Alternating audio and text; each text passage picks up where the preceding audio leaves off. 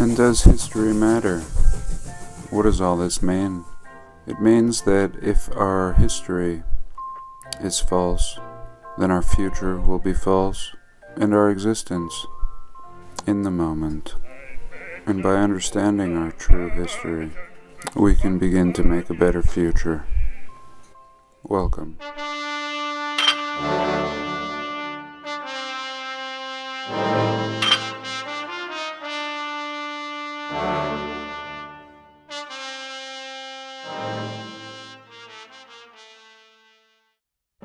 Today I want to look at some hospitals.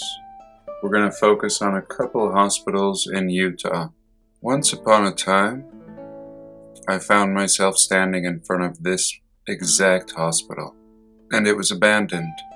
Whomever I was with told me it was haunted, and this was probably 15 or 20 years ago. And I remember being hit with my first taste of Tartaria, that feeling that I still get today.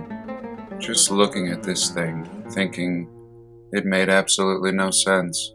We were high up on a mountain overlooking the city of Salt Lake, and I would constantly think about this little castle. And especially when I began doing this research recently, a few days ago, I finally went out looking for it. And from what I can tell, it's gone. It seems that they've built a hospital right on top of it. Still not 100%. Research that's ongoing. Many anomalies. Here another hospital. And really interesting reading this. The narrative really is ridiculous. Just patched together by people who really didn't seem to care whether it made any sense or not. And this is put out by the Utah Division of State History, the source for Utah history. And really just jumping from one building to another, no talk about constructing any of them, just inheriting, moving in to a larger building, and then another one. Here we have a little view of the inside, and these just seem like houses turned into hospitals. Beautiful, castle-like residence. And these nurses always looking a little creepy.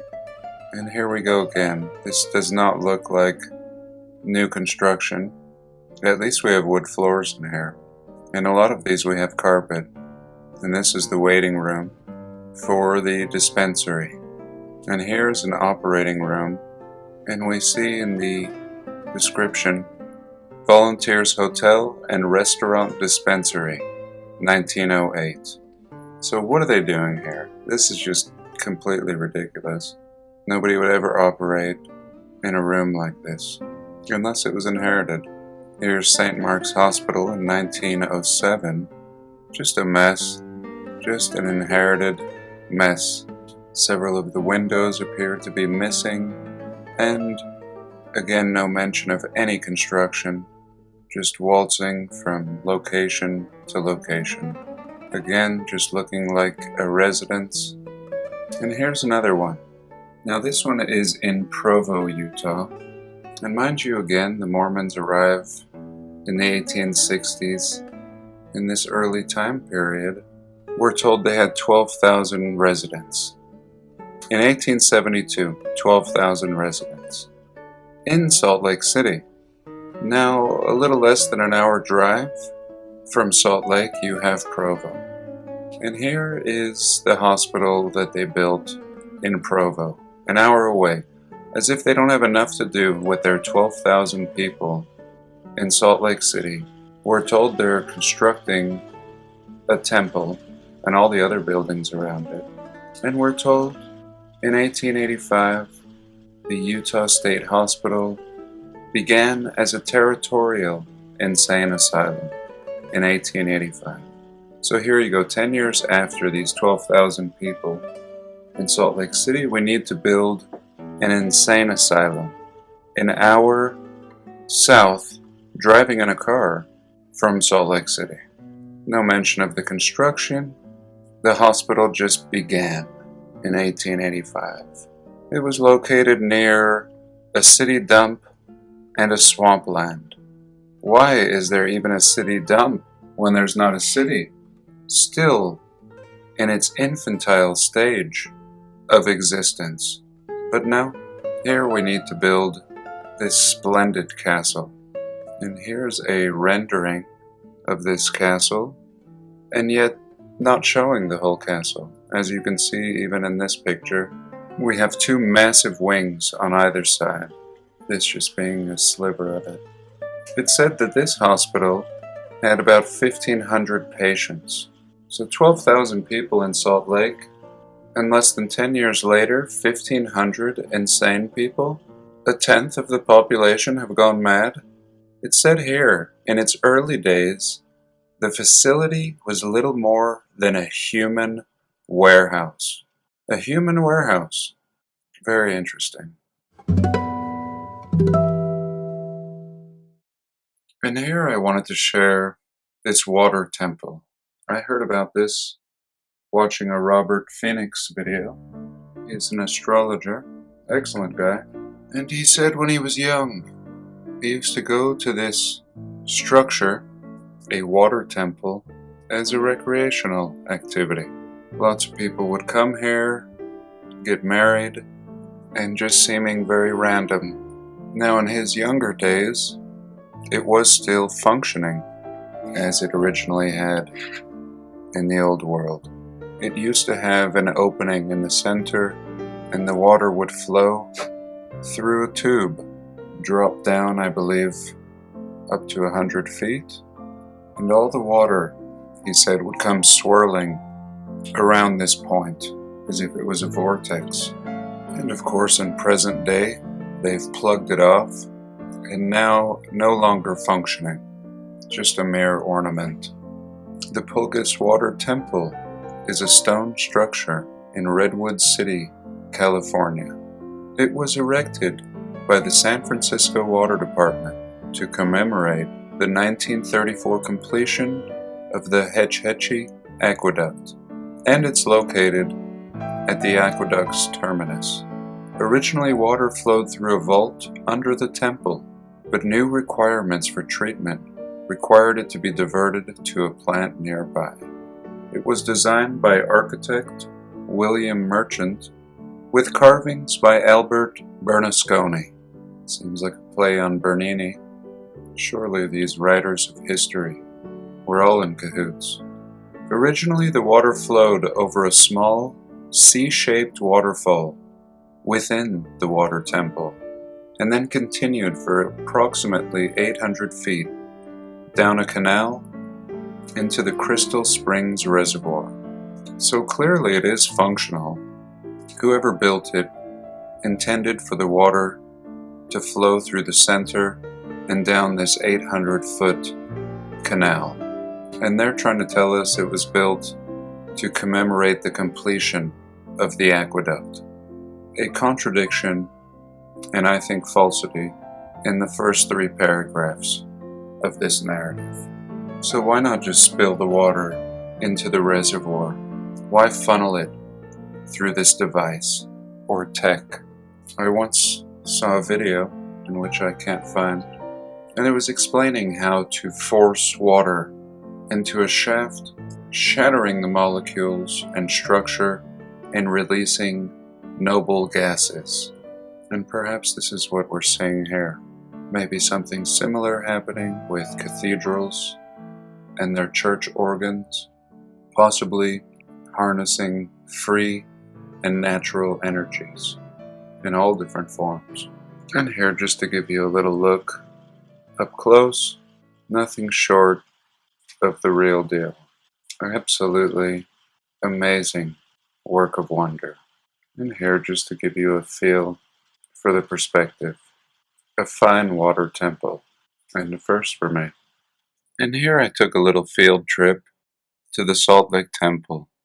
I was just there recently, and really remarkable what they've done.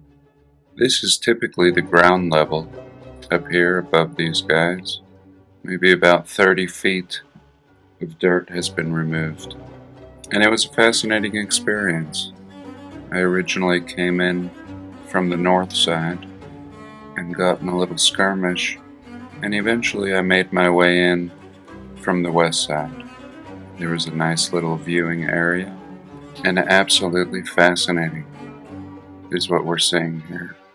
Not only would the early pioneers with their horse and wagons have to build and lift all these stones into place without these cranes, but they'd have to clear out at least 30 feet of dirt with no heavy equipment, build the base, and then fill it back in.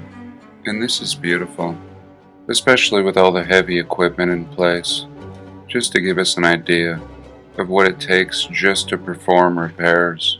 Forget about building it. And I had a fascinating conversation with a very helpful construction worker, and he told me they had not even hit the bottom yet. I asked him how many floors it goes down, and he told me several more. He'd actually been down there, and as we can see here, clearly entrances below. And if we're to believe that the Mormons built entrances below only to fill them in with dirt, then we might believe anything at all. Let's look at a little bit of this footage. Absolutely impressive. The rounded stones, only to be buried. And here we see steps, and completely mind-blowing. This I've talked about often, and really by the looks of this, it almost seems as if this stonework is actually a stone facade, the way it sticks out from this underlying blockwork. And here they're even taking windows out. All the antiquitech on the top had been removed, and they've knocked down several buildings, as I showed in a past video. Here you can see the removal of the tech and all the scaffolding. Look what it requires, even in modern times. And here this guy is just trying to break up this concrete with this jackhammer bit on this piece of heavy machinery. Just getting a feel for how massive, and to imagine that one is doing this with primitive tools is mind-blowing. And here I was able to actually get one last little piece, and what's more important here is the conversation that I was having. Oh, they are. Yeah. Oh, okay. So they moved that one? Yeah, they're demolished. They're going to put shocks under the whole temple? Yes, 4 levels underneath this point? Have you been under there? Are you serious? 4 stories underground? Oh my God, do you have any pictures? And what he told me is they're not allowed to take any pictures. And some people have posted pictures online, and they've been taken down, and the people have been canned. Highly restricted. And here, I was having a fascinating conversation while recording, and suddenly my phone became scrambled. And this has never happened to me, ever, while recording. And I looked down at my phone, and I knew right away what this was. Some sort of scrambling mechanism must have been directed at me. And here we'll have a little listen. It's only 21 seconds. How far down does that temple go? You don't know yet? What do you mean? They're still digging. They're still digging. So you heard him say there that he doesn't know. And their point is to keep digging all the way down. And they're supposed to be putting supports, a type of suspension support, almost like shocks, to help protect against further earthquakes. And Salt Lake recently had a lot of earthquakes. And this is excellent proof of the mud flood, similar to the museum in Russia, in which Philip has shown a lot of excellent pictures of. We have the same thing going on here in Salt Lake City. Here, these construction workers are simply on a quest to find the bottom of the temple. And very interesting that I was targeted with this scrambling of my phone, and shortly after this the batteries completely died. I mean completely. And I made sure to have a full charge, knowing very well what I was doing, and how interesting that this is what I got. And fortunately, as you just saw a moment ago, I got exactly the footage I was looking for. Very interesting. So that's it for my temple visit. I ended up driving away, catching a few more shots, just showing the crane again. What would it take to build something like this? This is what it takes just to do a little bit of repairs. What does it take to build? And we're told they did it without these means. And this is a really beautiful building too. I've always loved this hotel. Very, very intricate, what seems like marble facade over the top. And of course this super tech. This is probably the most ornate part of the building. And the modern cube. This is the Mormon headquarters. A great little then and now. And there's really no end to this kind of research. I could have stopped there, but let's go in for a quick bonus. Here we are again, Provo Hospital. I just love the example of Utah. Again, one of the newest states, pretty much 100-year-old state. And these narratives may work in old cities dating way back. At least they're more believable. But here, just as it seemed ridiculous to conceive of the Mormons building this 10 years after their arrival in a city an hour south of Salt Lake. Of course, 4 insane people. Maybe they wanted to keep the insane far away. But they sure didn't hold out on any expenditures when constructing this mental hospital. And while doing a little last-minute research, I found this castle located right next to it. In fact, part of it. The castle is only supposed to be a recreational area. And here we can have a little look at that. And there's also a beautiful amphitheater that was recently added to the National Register of Historic Places. So strange enough that they would build a castle mental institution, but a amphitheater and all kinds of other castle-like structures, which I'll show you now. The Recreational Center for the Utah State Hospital. Still there. It is believed to be one of the first and largest amphitheaters built in the state. So once again, not even in Salt Lake City. The oldest amphitheater built an hour south. An hour south in a car. We have to remember there should be no roads. These are the early pioneers of the Old West. They were supposed to have skirmishes with Indians. And officially we're told this was built during the Great Depression. Even though in their words here it is believed to be one of the first. So really they don't even know. It's constructed almost entirely of stone, set against the hillside. It has attached rooms and towers. The towers and the battlements of various sections of railing give the structure a castle-like appearance. And they give credit for the man responsible for drawing up the plans and supervising the work, to this LeVar Morris. For nearly 3 decades, the facility was the site of the annual Haunted Castle during Halloween. And finally, it was stuck on the Registry for Historic Places. And they tell us during the time of the Great Depression, Utah was really struggling, so they received extra aid from the federal government. Many public buildings were built with the funds provided by the national government. This recreational center is significant because it helps document the impact of the New Deal programs enforced by the federal government during this time of crisis. The structure was built in 1936 to 1937. One fine year for all of this wonderful stonework, amphitheaters, towers, and of course, I don't know. I'd love to hear your thoughts. Existing castle or Mormon mental hospital. Let me know what you think.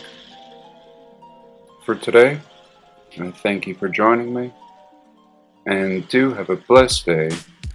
Please like, comment, and subscribe.